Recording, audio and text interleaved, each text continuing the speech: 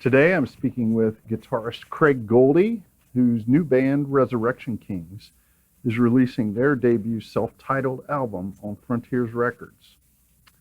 So Craig, thanks for taking the time today. I'm wondering, and I've kind of read that Resurrection Kings started out as a project. How did that kind of evolve that you guys came together as a band? The people that actually came into the picture made it a much stronger and more powerful album, and the way the album came out as a result of that, we were all so impressed that we thought, wow, we should do more with this, so we're actually in negotiations with managers and agents to go out on tour in support of this record, and we also all hope to do another one. Okay, great. The flavor of it certainly has that 80s feel, and I get it, that rainbow, maybe Deep Purple vibe a little bit, and it's guitar-based hard rock as opposed to maybe, not that, the singing is bad, but I really dig the guitar focus of the music. So I'll assume you wrote all the music basically for the album. Actually, no. I wrote. Okay. I did have a lot to do with how it came out, but I wrote "Living Out Loud" with the singer Chaz. I co-wrote "Falling for You" with Alessandro Del Vecchio, the producer. Right. I co-wrote "Silent Wonder" with Alessandro Del Vecchio, and then a couple of songs that the demos, I asked them if I could rewrite the guitar parts for, and that was "Wash Away" and "Had Enough." Okay. But the rest of the songs were written by Alessandro Del Vecchio, and he's just a great writer, and he's also a really great singer. One of these days I'd like to do an album with him as the singer, because he's just an amazing singer. But we called it Goldyizing. Him and I were, as we corresponded throughout the recording of the record, I would ask him, I go, well, I like the song, but I'd kind of like to mess around with it a little bit.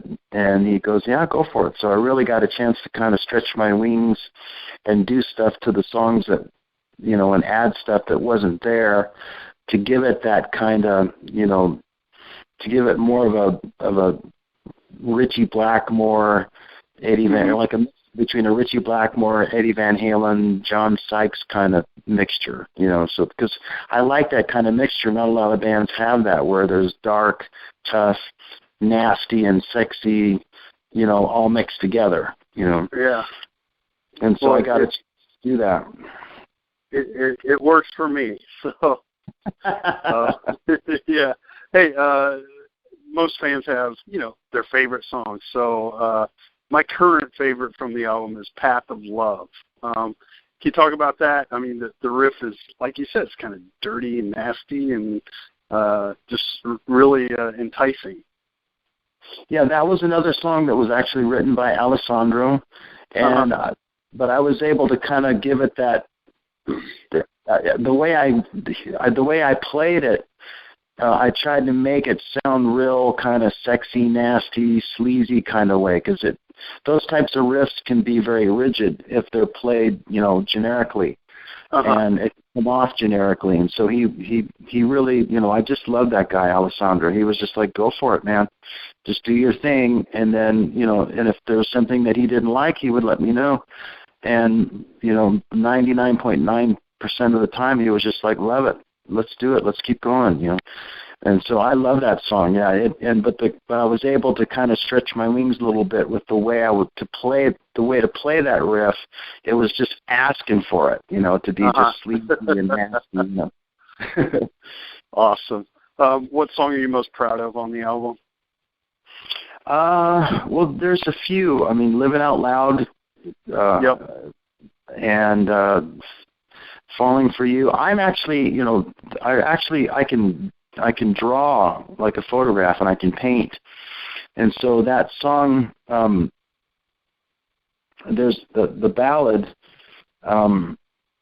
"Never Say Goodbye," actually gave me an opportunity to kind of paint with my guitar. Because times throughout that song where there's almost like 29 guitar tracks going on simultaneously, and no one would really know it unless they weren't there. Because there's certain things where one note will kind of go off to the distance, or there'll be a certain sound that I put on top of it, so it almost is like, like almost like Industrial Light and Magic. They'll have a thing where they'll have guys put in like sparkles and lights that aren't there from the original, right, as like a special effect. So there's things like that I was able to do with that song that he kind of let me go wild with that too. And so that if you sit and listen to that song, there's a lot of stuff going on, and it's just because as an artist, I take a pencil sketch and then turning it into a painting. So in a way, it was I was able to do that with that song. Kind of the demo was the pencil sketch, and I was able to kind of turn it into a painting. All right. We'll have to go back and give it a closer listen then, I guess. Well, that's the thing, though. You would never know there was that many guitar tracks going on unless they were gone. Then you would miss them, of course. So. Yeah. Yeah. Hey, Craig, you've worked with some true legends in the hard rock and heavy metal scene. Not that you're some unknown guy just off the street, but who would you say has been the most underrated musician you've worked with? Wow. I guess if a underrated musician would be David Glenn Isley, the singer from Jafria. Actually, there's my first solo album called Hidden in Plain Sight. He sings on a few of those songs. There's a song called Over and Over where he actually sings on a heavy metal song. Uh-huh. His voice is just amazing on that record. And the first Jafria record, there's songs like Don't Tear Me Down and Turn Me On, Trouble Again, where they're real rock songs. People think of Jafria as like a wimpy version of Journey. But that first Jafria record had a lot of rock and roll, real rock songs on there. And Dave's voice, there's a couple of screams that just you would swear this guy belongs in a heavy metal band. Uh-huh. And so luckily, actually, Frontiers is going to have Dave and I put together another kind of Jafria-ish type album for this year coming up too. But if there's anybody that I've worked with that would be underrated, it would be David Glenn Isley, because he is really one of the best singers in the world, and just I don't think people see him that way. Okay, we'll have to look out for that work between you guys coming up then. Who would we, as fans, kind of on the outside looking in, who would we be most surprised about something like on a personal level? Is somebody just completely not the way they appear to be? Maybe not in a bad way, but in a good way. Well, I would say Ronnie James Dio and Rudy Sarzo. Okay. Well, yeah, Ronnie certainly has that reputation of being just the nicest guy ever. Well, yes, but I mean, there was things that he did that he just went so out of his way. When I was in that band called Rough Cut, he was the producer and his wife was the manager.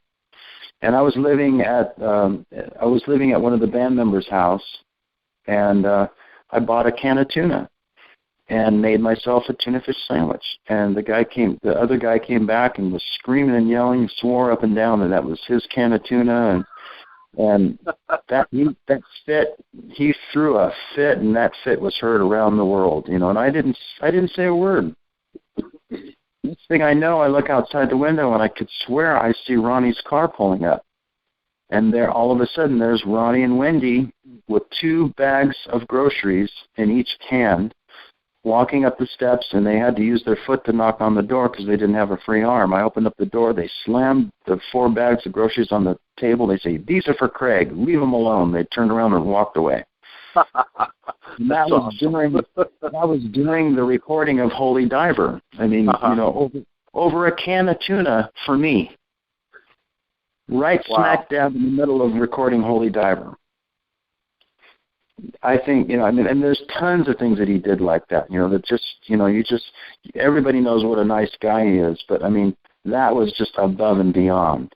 And then Rudy Sarzo is just like, I mean, he's like if there were such a thing as a perfect human being, it would be Rudy Sarzo. I mean, the guy doesn't drink, he doesn't do any drugs. He's an amazing musician. He's got a great work ethic. He's got the kind of sense of humor that only drunk people have. But he's totally straight. I mean, he's so but then he's really fast too. So he's like one of those guys that it's almost like a mixture between. You'd have to be on coke or you'd have to be drunk to have that kind of sense of humor. But he's dead straight, and he's really super smart. He taught himself how to do 3D animation all on his own, and we actually used some of his 3D animation during the 25th anniversary tour of Holy Diver. A lot of the stuff that was on the screen was actually Rudy's 3D animation. And the way he plays, the way he looks, he's just amazing. He's a great guy, super smart. I'm getting an opportunity to work with him again coming up in April, going to Russia. But he was also in Dio. Him and I had a band together before I joined Dio. And so, I know firsthand, he's one of those guys who lives with integrity. He is, the person he says he is behind closed doors, just like Ronnie. All right, excellent. Those are some good insights that we don't normally hear through, the media that loves to just report all the bad stuff. So, especially when you're associated with Ozzy Osbourne, Sure. And nothing against Ozzy, because I met him. He was a gentleman. People think of rock stars as just a bunch of druggy guys who.